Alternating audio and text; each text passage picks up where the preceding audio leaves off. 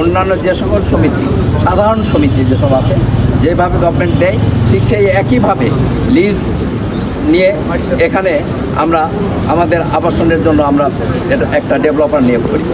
এই রাকিন ডেভেলপার নামে যে ডেভেলপার, তার সঙ্গে 53 এবং 47 57 এবং 43 রেশিওতে আমরা, অর্থাৎ মুক্তিযোদ্ধার সমিতি পাবে 43% এবং 57% পাবে ডেভেলপার।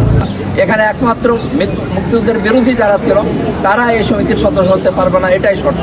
সেই শর্ত পূরণ করে এখানে যারা সদস্যপদ লাভ করেছে তখনকার দিনে তারাই এটার বৈধ সদস্য। এই সদস্য হিসাবে যারা ফ্ল্যাট পেয়েছে তারাই এখানকার বৈধ সদস্য। অতএব সেক্ষেত্রে এখানে কাউকে বলার সুযোগ নেই যে এখানে অসম কোনো চুক্তি বা অসম হয়েছে। পদ্মা সেতু, মেট্রো রেল এবং এলিভেটেড এক্সপ্রেসওয়ে নির্মাণের গর্বিত অংশীদার বসুন্ধরা সিমেন্ট। কন্ট্রাক্ট করে ডেভেলপার হিসাবে তাদেরকে নিয়োগ করি, সেই হিসাবে আমরা বর্তমানে যে ফ্ল্যাট আছে এগুলোতে আমরা বসবাস করি।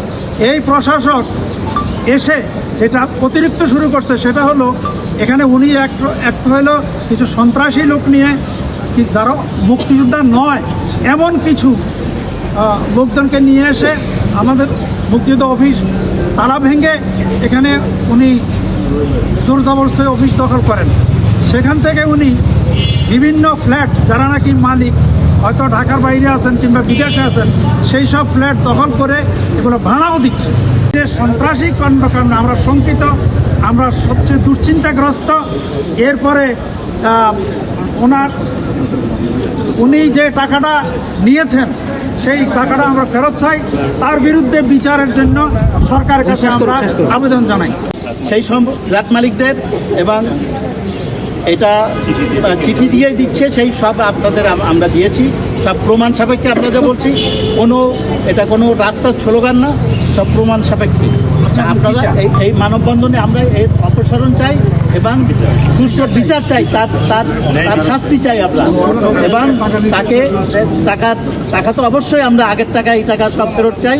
এবং আমরা চাই যে একটা কমিটি তাড়াতাড়ি যেন, যে পারে সেরকম একজন দক্ষ লোক যেন প্রশাসক নিয়োগ দিয়ে তাড়াতাড়ি আমাদের সমিতির কমিটিটা গঠন করে।